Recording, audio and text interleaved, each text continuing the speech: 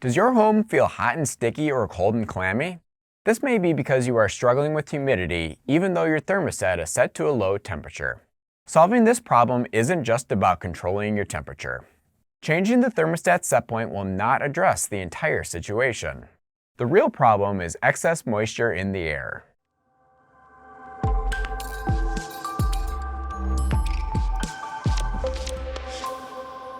Hi, I'm Dan with Resideo. Today, I'll explain how dehumidifying your air helps reduce excess moisture, which may improve your comfort. Let's start by describing a dehumidifier. A dehumidifier pulls excess moisture out of the air to help reduce relative humidity levels. Relative humidity, or RH, tells you how full the air is with moisture at a certain temperature.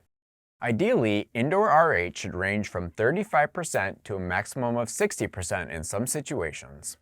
Outside humidity, as well as everyday tasks like cooking, washing dishes, taking showers, and doing laundry all contribute to the RH level in your home. In some climates, the AC is enough to satisfy the dehumidification load. However, in more humid climates, a dehumidifier may be needed.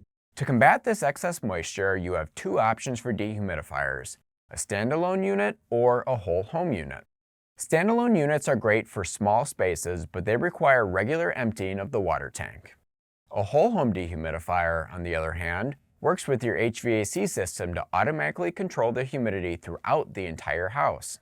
So, what are the benefits of dehumidifying your indoor air? Drier air feels cooler, allowing you to increase the temperature set point and still feel comfortable. Reducing humidity levels can also improve indoor air quality by making the environment unfavorable to the growth of mold, mildew, and bacteria, which can lead to uncomfortable and unpleasant environments.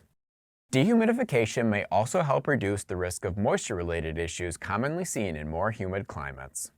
By choosing the right dehumidifier, these indoor air quality improvements can make a big difference in your comfort and environment. Contact your HVAC professional to discuss the best options for you and your home.